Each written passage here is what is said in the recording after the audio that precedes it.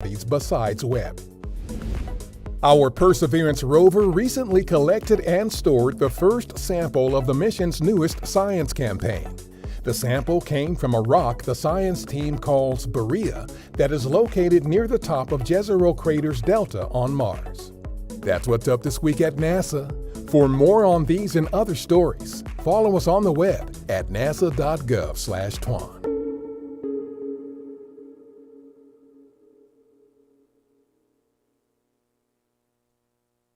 All right. Introducing the crew of our Artemis NASA. 2 moon mission, And once again, I'd like lighting to up an welcome you. Artemis This rocket is the engine, BFTAA and a new more image of a show distant planet. right here A few of the stories at, to tell you about. the W.E.B. Du Bois Learning Center in Kansas City, Missouri.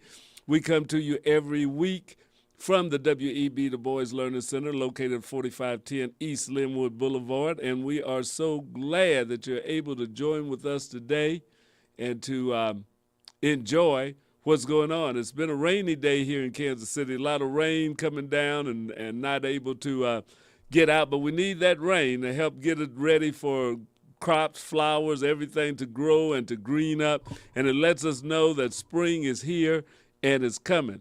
So we had a little bit of technical difficulties earlier, so you probably missed a large part of the show, but that's okay. We're going to come back with even more and better as we continue to move forward with the Black Family Technology Awareness Association, BFTAA, and more.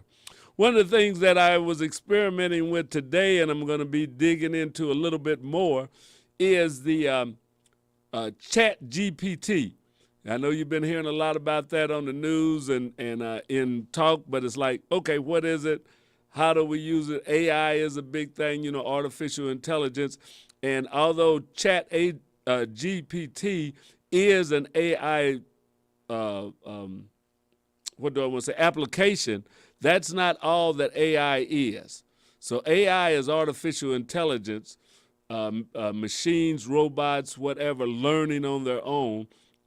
Chat GPT is just one iteration of artificial intelligence. So there's going to be even more. So don't think that all artificial intelligence is that Chat GPT. No, it's just the start of artificial intelligence. It's one of the things that we're seeing more of or hearing more of today, but it's not all there is. So stay tuned. I'll talk to you a little bit about Chat GPT and what's going on with that. But we're glad you're here, and this is the BFTAA and More Show with your host, Louis George Walker. So glad to have you here. So we're going to go right now to a little bit of the Space to Ground to see what's going on at NASA with their Space to Ground show.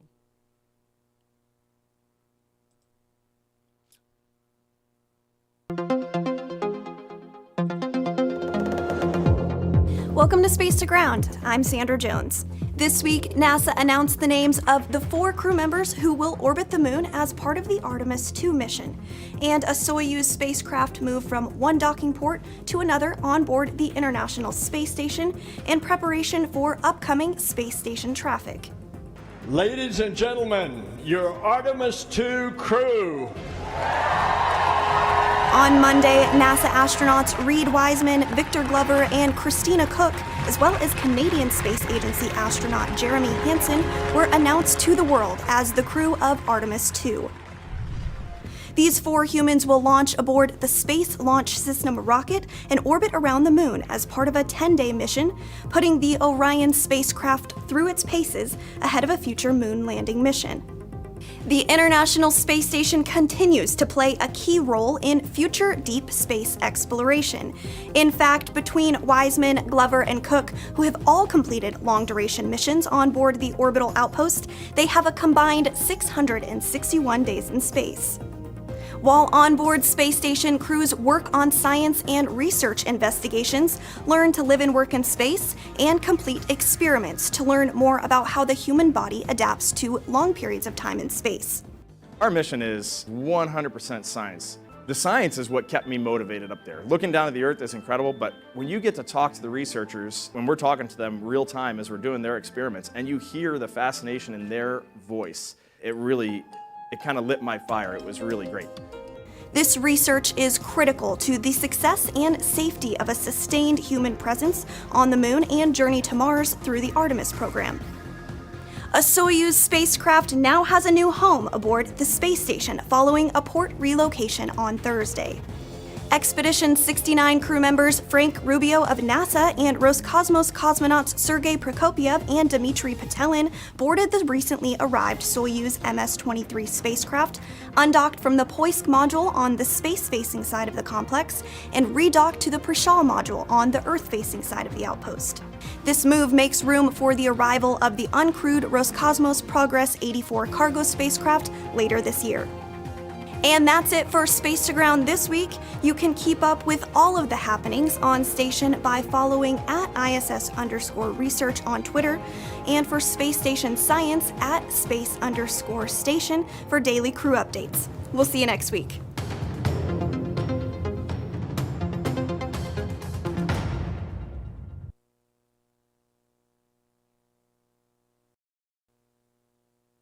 Okay, now, all right. So that's what's going on in Space to Ground this week. It's interesting. So, the Chat GPT, you've heard about it. I signed up for it today, and I've already been checking to see how it works and what we can do with it. So it's something that if you're interested in and you've been hearing about it, there is a version. Chat GPT is a free-to-use AI chatbot product developed by OpenAI.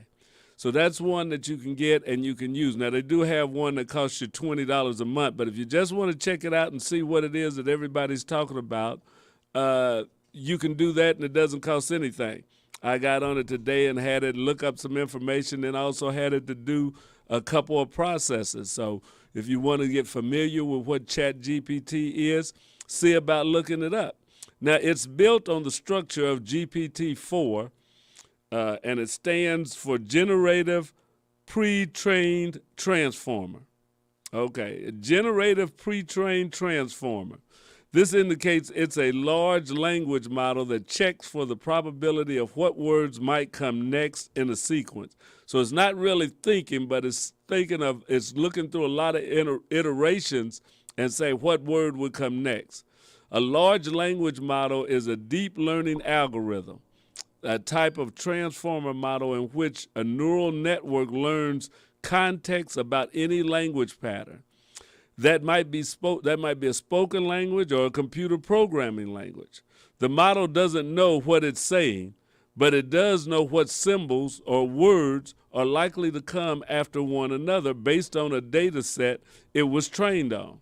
The current generation of artificial intelligence chatbots, such as ChatGPT, and its rivals, because there's more than ChatGPT out there. Google has a rival called Bard, and there's a couple more, and others don't really make intelligently informed decisions. Instead, they're the internet's parrots, repeating words that are likely to be found next to one another in the course of natural speech.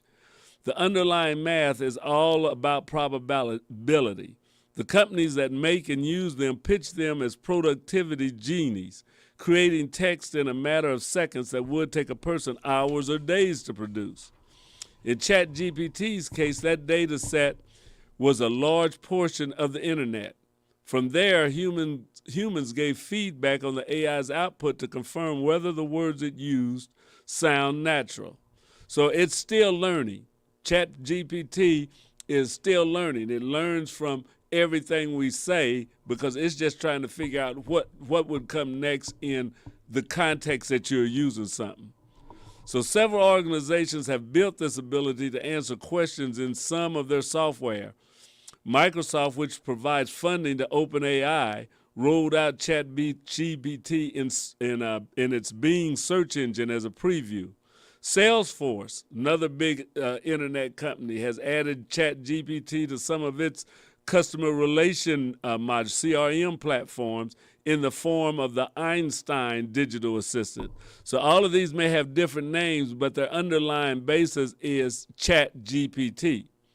So ChatGPT was built by OpenAI AI, a research laboratory with both nonprofit and for-profit branches.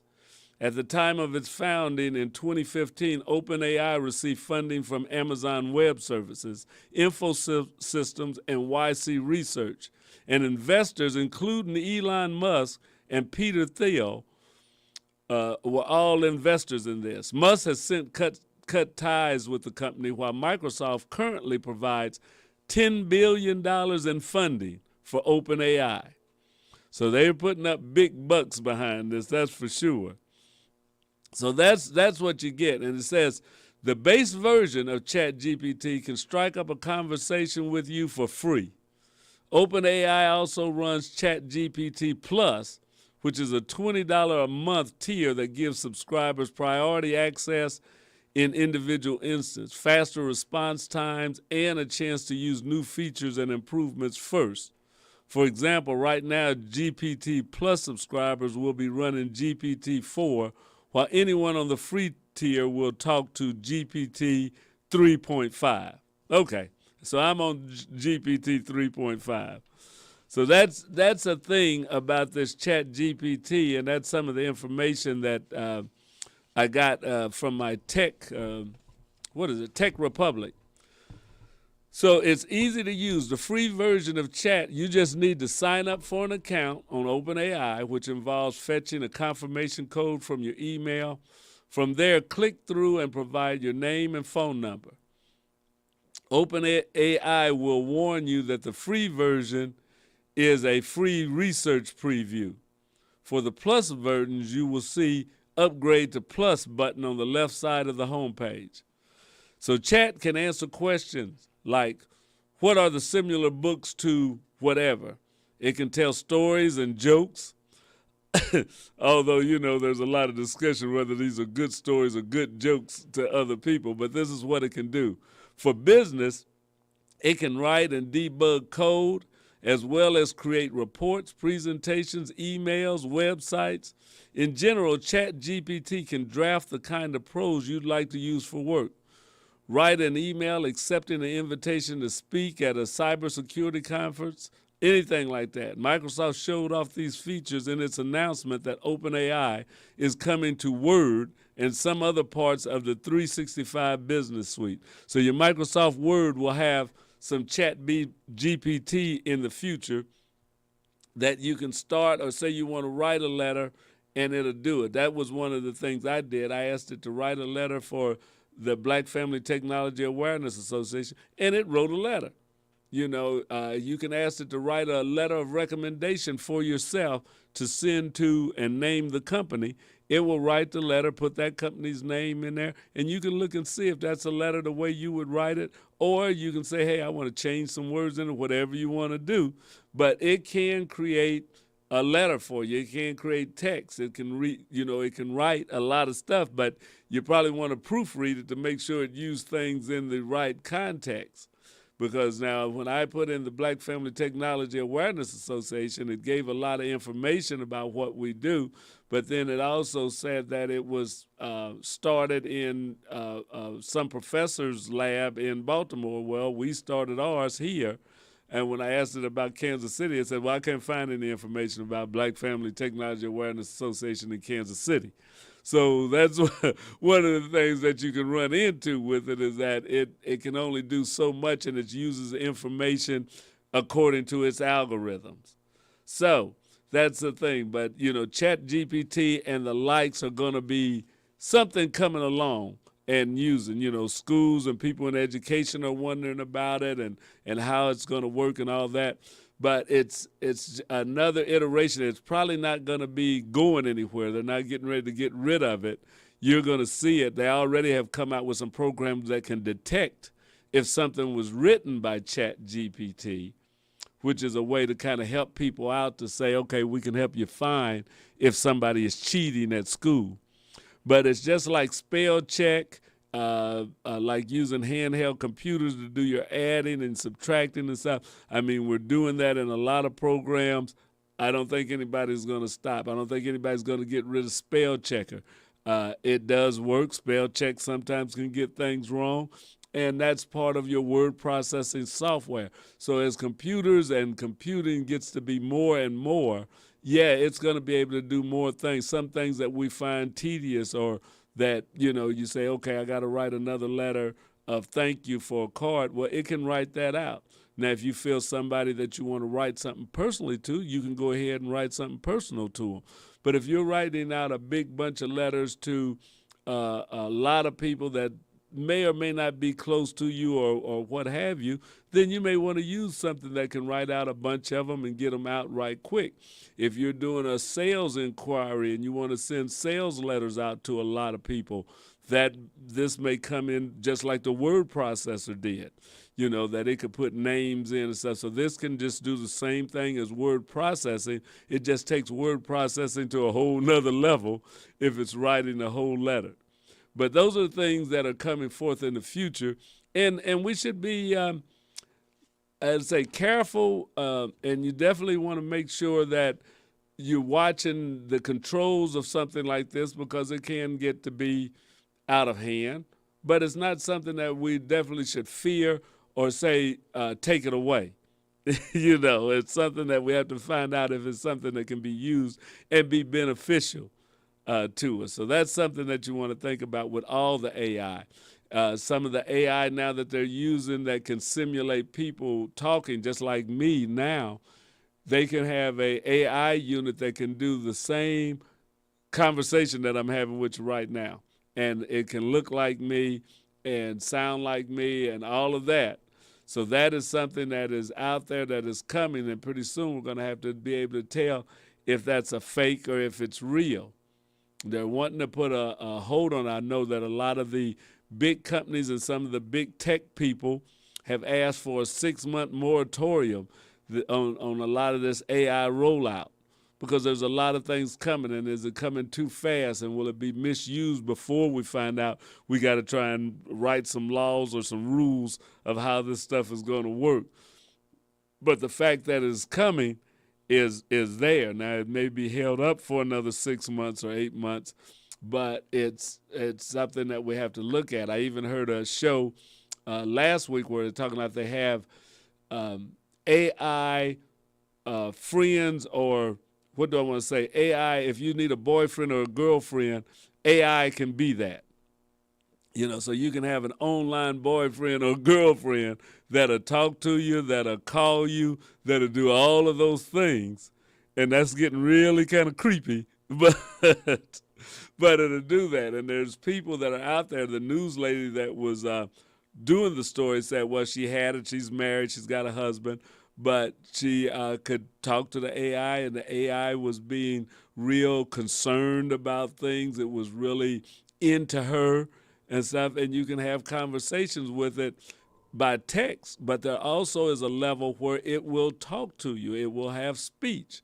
So you can have some AI on the phone that you get acquainted with that's not a real person, that will call you throughout the day and ask how you're doing, how's your day going, and all of that, but it's not a real person.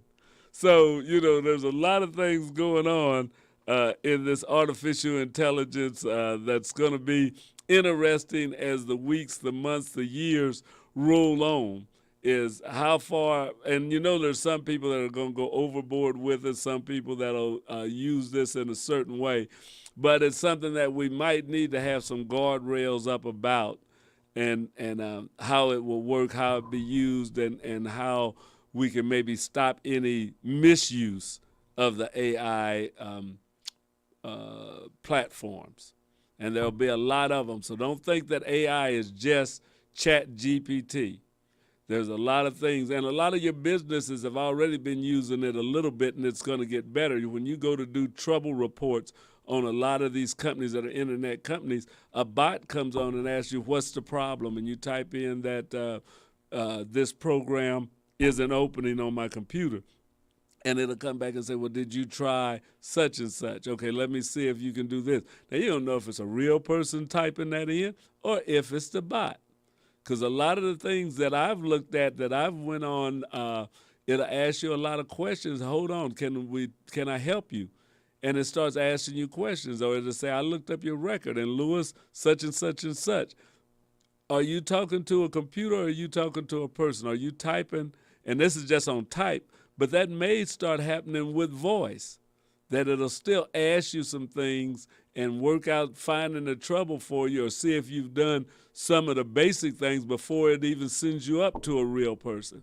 When you call your bank to ask about your bank balance or something, it may answer the question about a lot of that stuff that won't have to go to a person. Those are things that are coming up. In a way, it will save and free people up so that they can do things that are more important rather than just looking on the computer and telling somebody they got $633.14 in the bank if they call up, and they can work on more pressing problems that people have. So it can be something that saves us time and money, and it can be something that we end up cursing at. It's yet to be determined, but that's something that's going on with AI.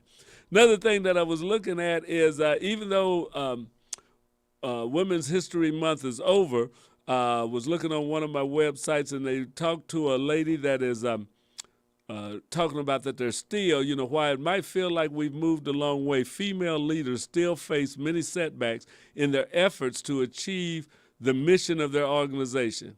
It is common to not be taken seriously, to experience gender-based harassment, and to lack access to the resources and relationships necessary to fund mission-based work. So it says they spoke to Diana Nyimke Wilson, and I could be messing up that middle name, Nyimke, founder and CEO of Black Sisters in STEM, to get her insight into the state of the nonprofit sector when it comes to opportunities, funding, and representations for organizations led by Wilson. Wilson is a young black woman, and her organization specifically advocates for young black women.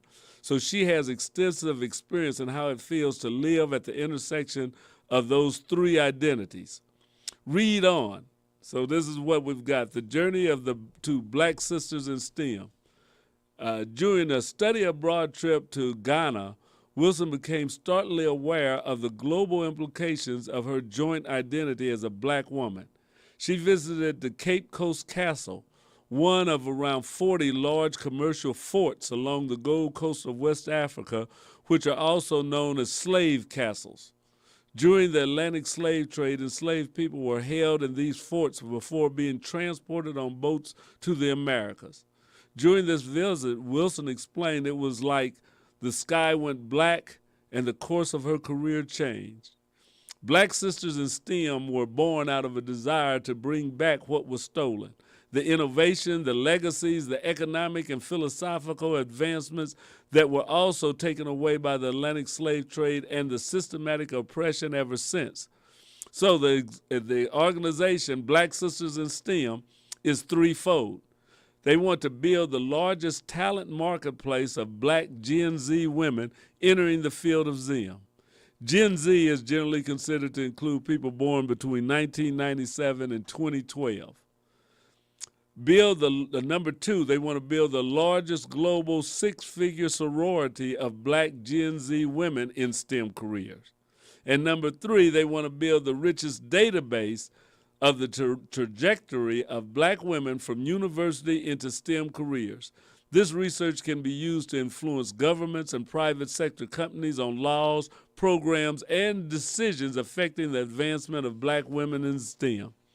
So being a black woman leader, nonprofit leader, is really one of the toughest experiences, Wilson told us. Not only does she live at the intersection between being a young black woman, but she's leading a nonprofit at this same intersection.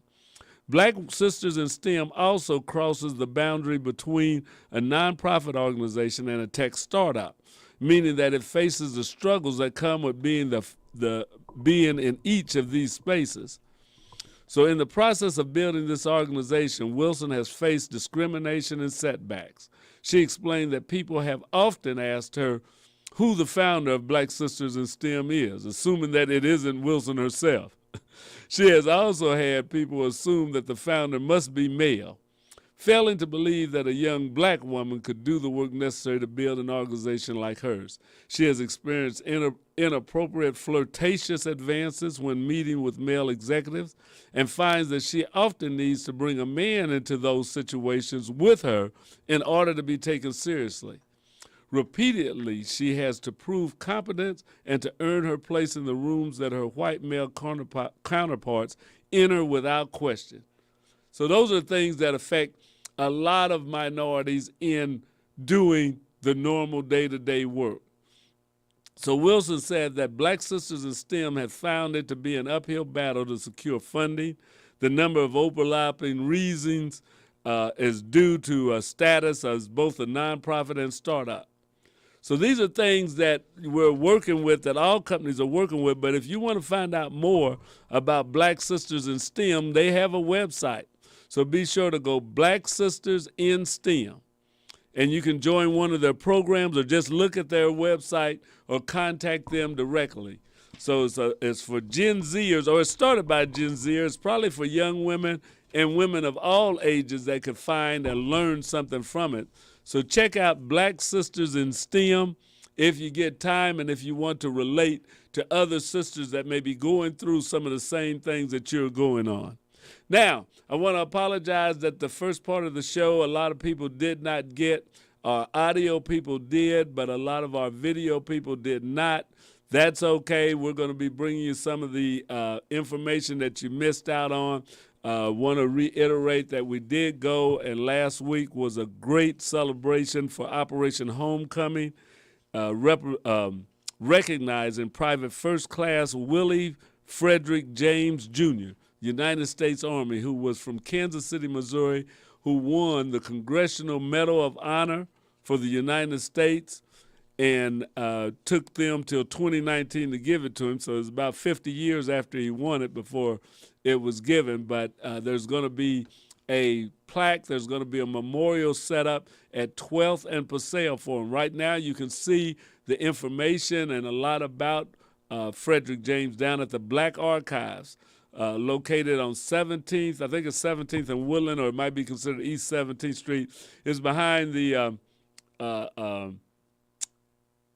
Negro Leagues Museum and the Jazz Museum. And before you get to the Urban Youth Academy, you'll see another building to the east, and that is the Black Archives of Mid-America that was founded by Horace Peterson, who was another innovator and forward-thinking African-American.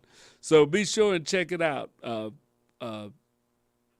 Private Willie Frederick James Jr., Medal of Honor winner in World War II, who's going to have a memorial set up to him at 12th and Paseo. So that's all for our show today. We're glad that you're able to join us. Be sure and check back in with us every Monday from 5 to 5:45 for the BFTAA and More show. I am your host, George Walker, Kansas City resident for over 68 years here right now. So check it out. We're doing a lot of things in Kansas City. There's a lot happening there. A lot of people doing great things in and around this community. So Kansas City is a great place. What we're doing here is important, not just to Kansas Cityans, but worldwide. So be sure and check us out. Also, the NFL draft is going to be here in a couple of weeks. If you're looking for a place to take a vacation and you want to be around about 400,000 people, come on to Kansas City's NFL draft. It's going to be a great time for especially all the football fanatics out there. If you're going through football withdrawal, you can get a little short fix by being down here for the NFL draft, the festivities that's going to be going on the whole weekend coming up here. So Kansas City is the spot, the place to be. Thank you for joining us. We'll see you again next week. This is BFTAA and More. I'm your host, Louis George Walker. Glad to have you. Check out the W.E.B. Du Bois Learning Center, too. There's enrollment for students. We have science, math, reading, a lot of technology going on here.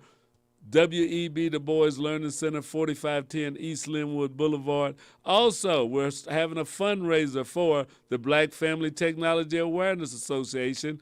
It's going to be associated with my birthday coming up. So if you can, please make a donation to the Black Family Technology Awareness Association, BFTAA. You can go to our website, www.bftaa.org, or you can hit us up on Facebook, on Twitter, YouTube, all those places, and find out how you can support the Black Family Technology Awareness Association. We also are always looking for volunteers. So if you'd like to help out, if you'd like to work with youth, or if you'd like to work with the adults in basic computer knowledge and cell phone programs, contact the Black Family Technology Awareness Association. We'll be glad to work with you. Go to our website, www.bftaa.org, or you can go to KUAW.org that you see here, and it will link you to the Black Family Technology Awareness page. We got a lot of places with our contacts, our phone numbers, all of that is there. So we look forward to hearing from you. Thank you for joining us today. We'll see you next week on BFTAA and More Show. Have a great week. It's summertime, or it's springtime. Summertime's coming, but it's springtime right now. Let's enjoy it. Get out and have a great day. Bye-bye.